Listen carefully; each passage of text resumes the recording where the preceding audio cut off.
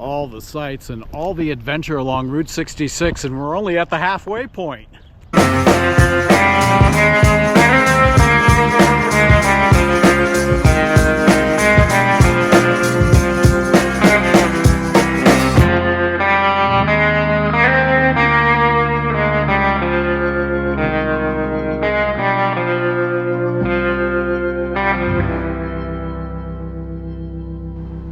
This was a nice room.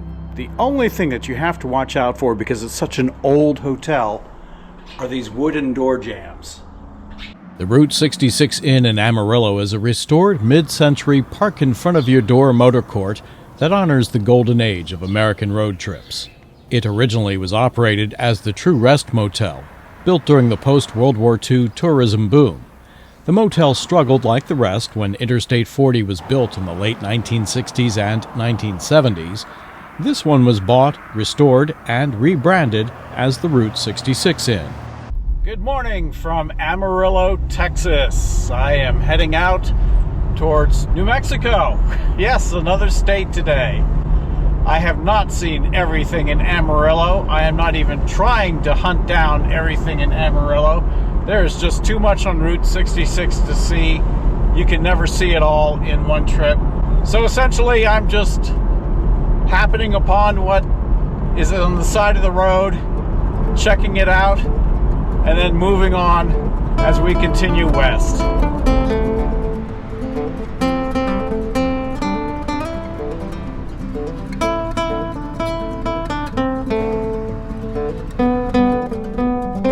I'm cruising to the historic 6th Street corridor, which is lined with old buildings that have been here from the time the Mother Road was constantly filled with traffic. Some places are abandoned, many have current businesses, and a handful of places that served Route 66 travelers a half-century or more have survived.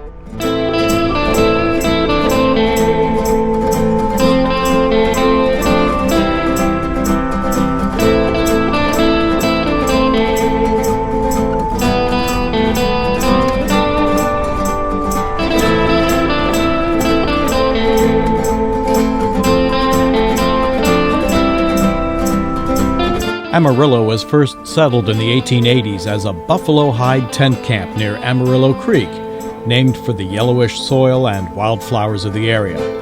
Amarillo is closer to 4 state capitals than its own, which is likely why it historically has had a very independent Western spirit.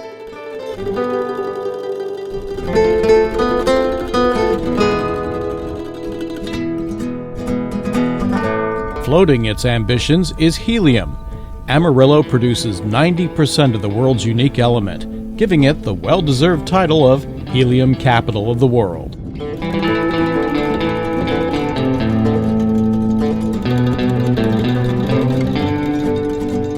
Large swaths of Route 66 were overrun by Interstate 40 over 50 years ago, but RV travelers on the west side of town can hop off at the Cadillac RV park for easy overnight stays.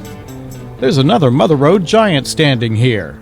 He's the Second Amendment cowboy, standing for the right to bear arms. It appears the yellow shirt is covering his. Yes, it's Texas.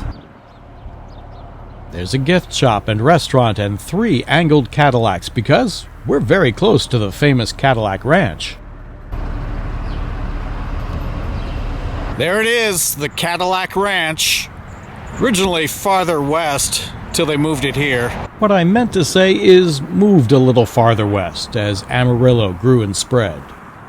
The art installation was created in 1974 and stood in its original location for over 20 years before the cars were quietly dug up and moved in 1997 to this empty field along the highway.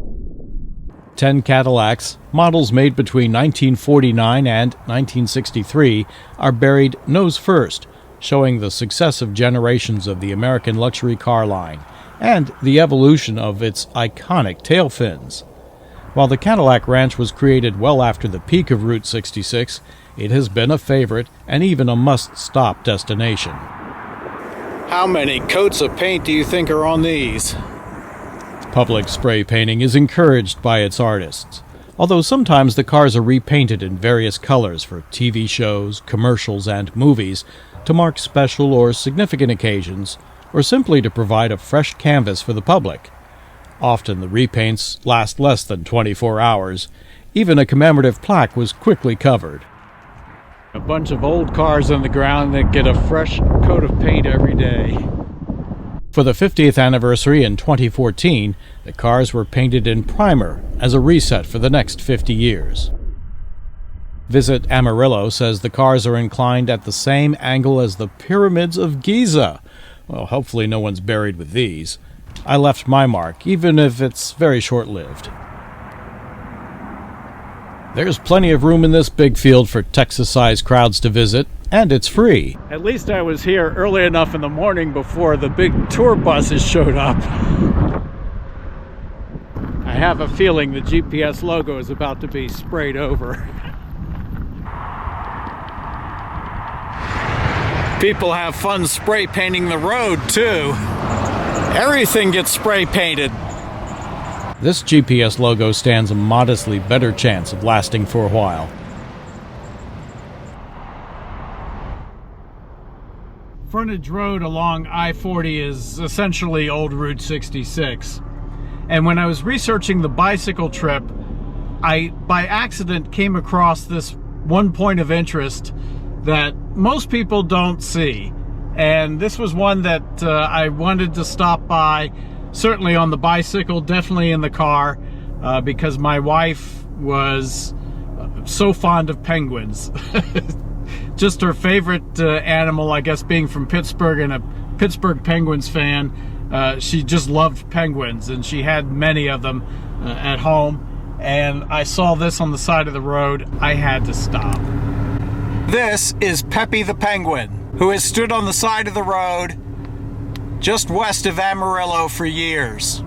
Sometimes Pippy has been in the parking lot in the plant next door. Most of the time, he stands out in this field. That's all.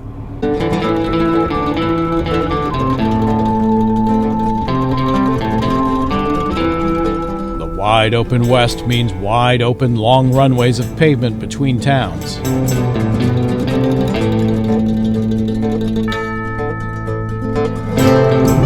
This is pretty much all there is to Route 66.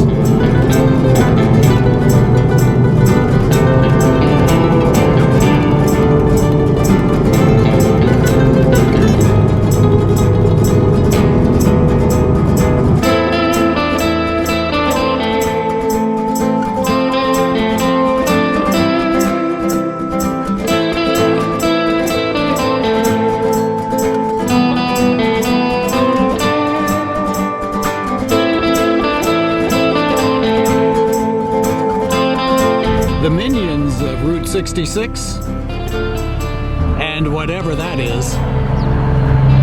There's the brand for this route. The Magnolia gas station was built in 1925. It's on the original alignment of Route 66. The gas station was in operation until 1953, and they continued to use it as a barber shop until 1965. The historic structure is now an interpretive stop. The Milburn Price Culture Museum has a lot of local history in it, interactive things for kids. Inside you can print a postcard with an 1896 printing press, crank an ice cream separator. You can even weigh yourself on a vintage scale. A couple other great stops in Vega, the Hickory Inn, and also the Vega Vista Grill, right on the newer alignment of 66.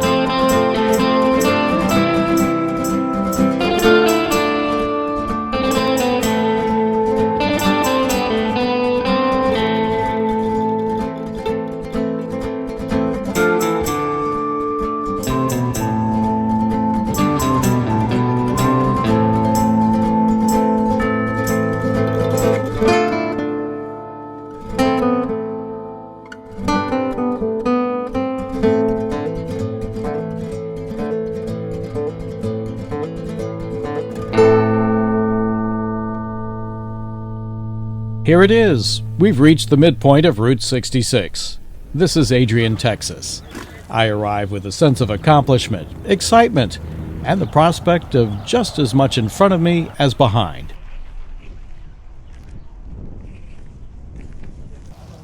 "1,139 miles to the endpoints in either direction," so the sign says. Alignments, severed sections, detours have all affected the modern distance. Your mileage may vary. Mine sure did. My odometer says I've added hundreds of miles for backtracking, mistakes, and off-highway sites, but it's mileage well worth driving. I'm sure the next half will be just as adventurous. Here we are. Adrian, Texas has worked hard to claim the Midpoint title, although Vega also says it's the midpoint. In between the two is the unofficial town of Landrigan, which was only once a railroad siding and held its first Route 66 national celebration in 1996.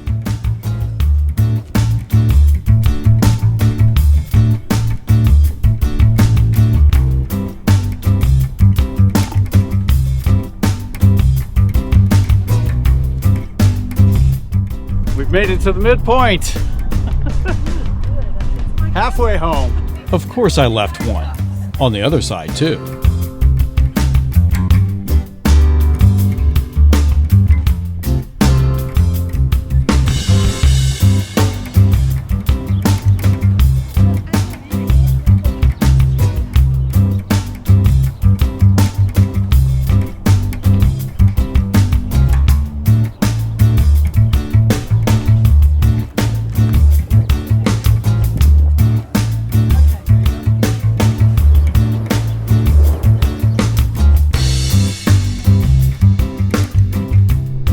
Either really bad exhaust or very good food.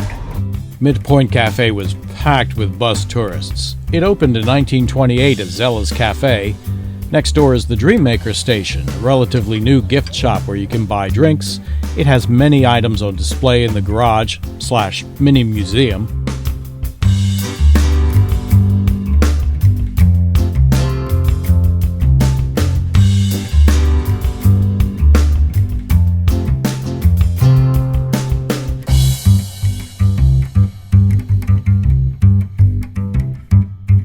Another motel at the midpoint. The adjacent fabulous 40 Motel was built in 1967, named for then the new interstate that parallels Route 66. 40 rooms were to have been built, but only 20 were completed. The original owners passed away, and the motel closed in 2004 and slowly decayed for the next 12 years. Local entrepreneurs reopened it in 2016, restoring the motel room by room. Old truck. New sticker. This has been here so long, there are even satellite dish mounts from the past. Not an authentic payphone. Hello? I'm halfway there.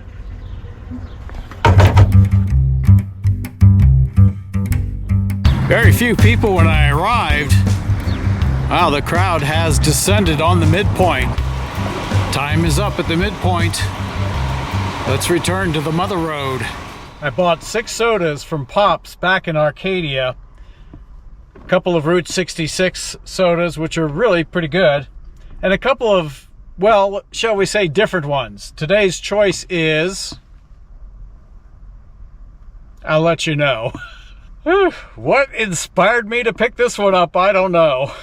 Okay, that one is a traditional top. I'm going to have to get a bottle opener for it. So for today, it's an orange Route 66. That one has the twist top. I was a little embarrassed at Pops because when I had lunch, I had a soda and I asked the girl behind the counter to open it for me, and then she just promptly just twisted off, and I'm thinking, oh, I'm such a dope. But there are sodas at Pops that have the traditional tops on, and you need a bottle opener. See? I feel a little vindicated.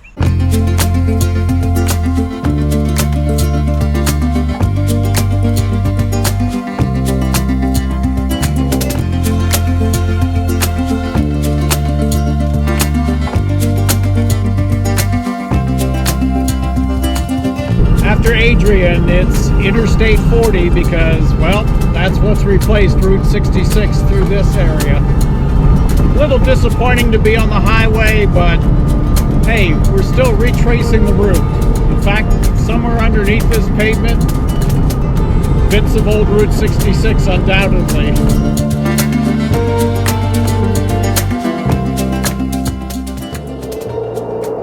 The entire drive from Amarillo across the Texas Panhandle west into New Mexico takes only minutes. That is, if you drive on historic Route 66 via GPS 2, it's a great time lapse. Enjoy a carefree ride on the Mother Road. The link is in this video's description. Two former gas competitors at Glenrio, Texas, just before you cross the line into New Mexico.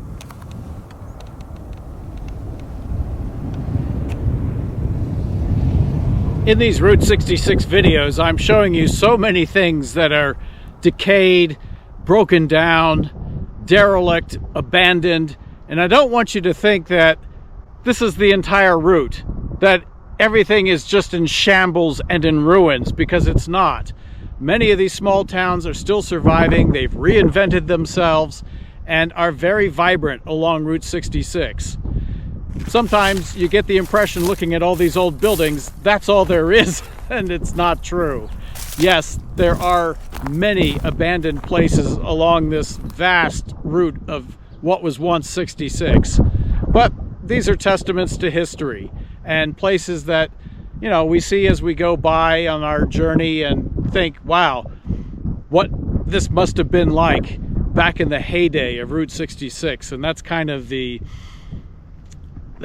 allure of traveling this route, is the nostalgia of it and what it meant to this country for many years.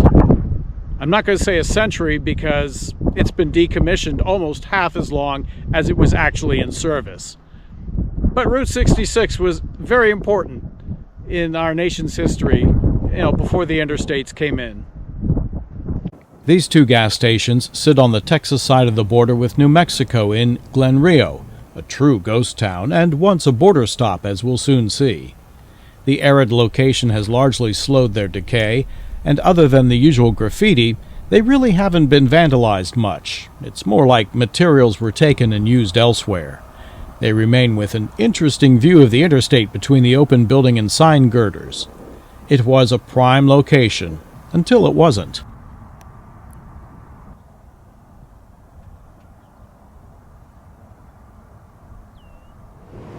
Glenrio is an interesting place because it straddles both Texas and New Mexico.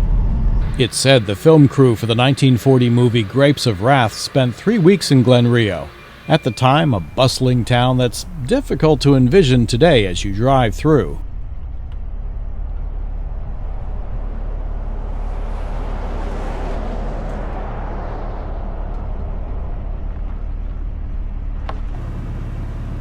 Glenrio was founded in 1903 using the English word glen, or valley, and the Spanish term rio for river, although the town is near neither.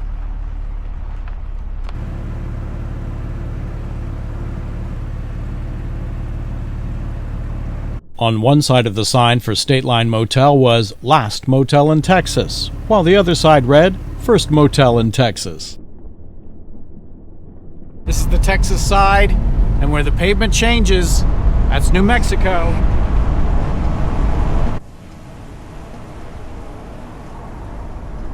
The modern Glenrio smoke shop brings the only real traffic along this road.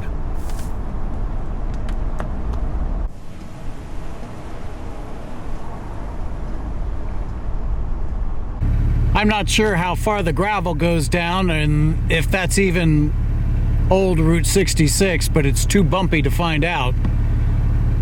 The pavement in New Mexico ends right here. Crossing the top of the hill by the smoke shop, that's the state line. You can see I've already come pretty far past the interstate welcome sign. Let's cross from Glenrio, New Mexico, back into Glenrio, Texas, and then back into New Mexico.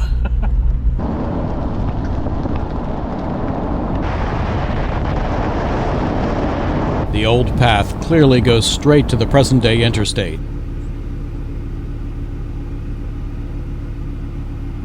It's back on I-40 briefly until I can take the first available exit for the mother road heading into San Jon.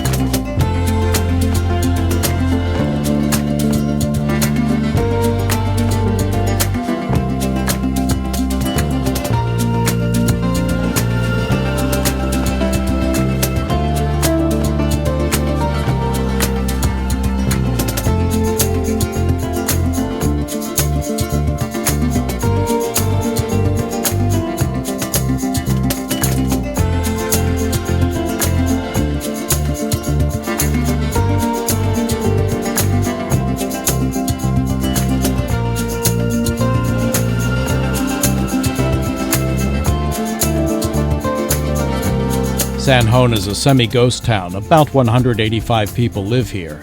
It began as a rugged railroad and cowboy settlement in 1902 and flourished until I-40 bypassed it in 1981. Modern-day gas stations didn't even survive. The old highway is lined with empty buildings that clearly had a busy past in what was considered the first real stop in New Mexico heading west.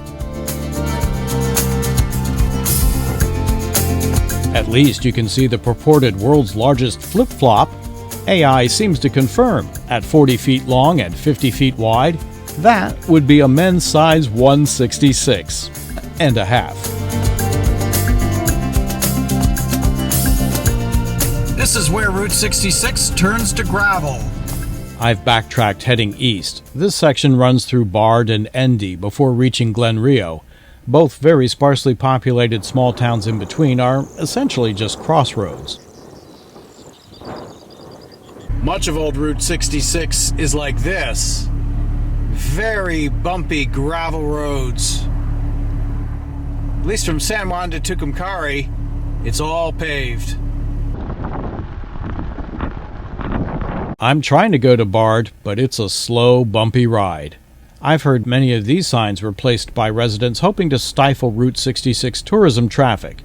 Since I can't confirm, I'll head back.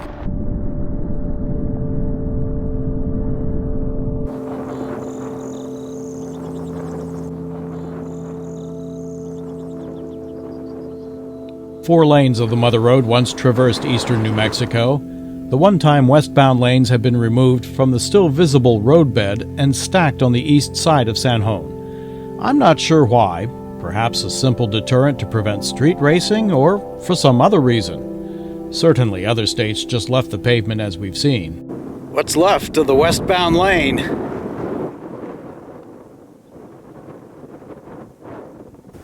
Large slabs of the Mother Road. All stacked up.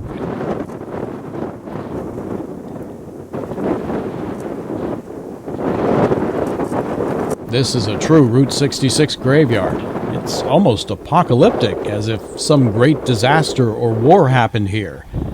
It was a war of sorts, with the interstate winning with a swift and decisive blow.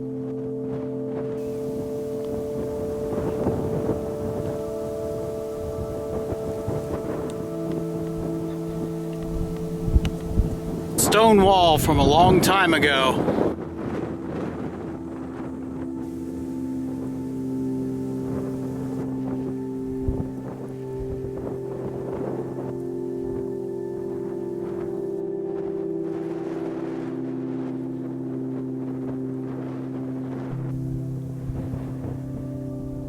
Some of the Mother Road that had been topped with asphalt.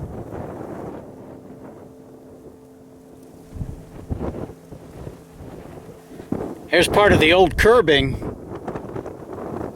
Well, if any museum wants a slab of Route 66, they need to come here and pick up a couple of them.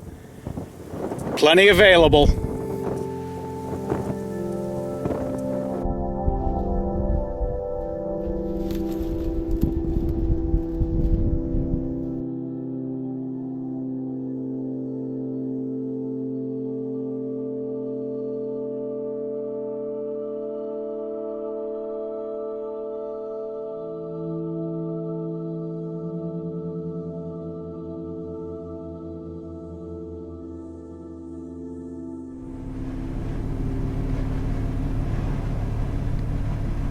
Very windy. There's a dust devil swirling to the south.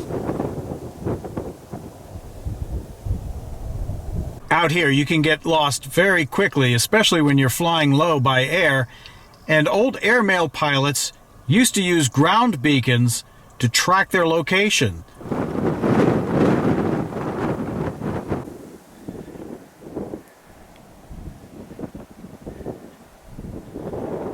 This is part of an old rest stop.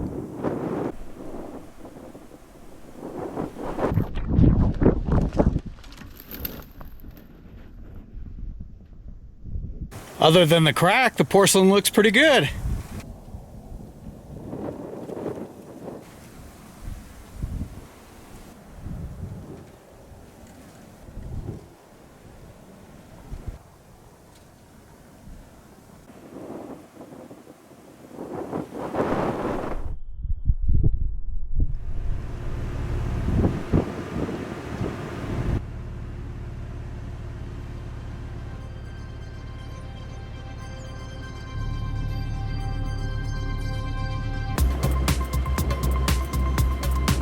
The continued ruins of San Jon line the trip from town as the road continues west toward Tucumcari.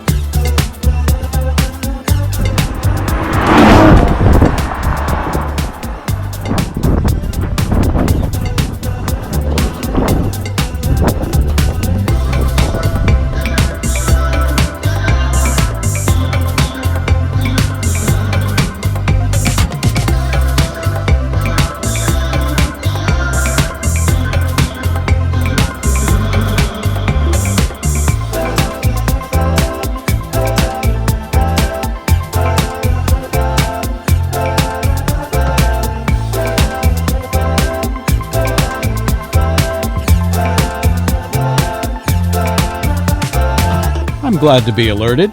It is scenic. However, I know there are much more impressive western vistas ahead.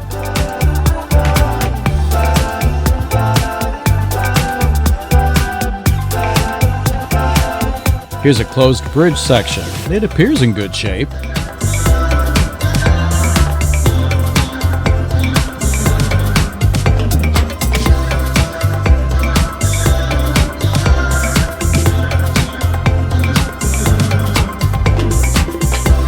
Tucumcari Mountain, a regional landmark used by travelers for thousands of years.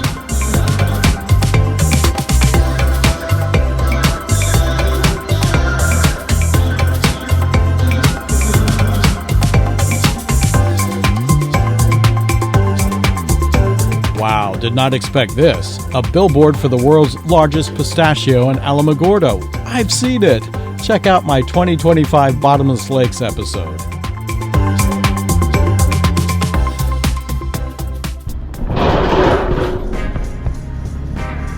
It's been quite a day of driving from Texas to New Mexico. We'll explore one of the great western stops next time as we enter Tucumcari. I've saved a seat for you as we begin a deep trek into the west. Until next time, safe travels, everyone.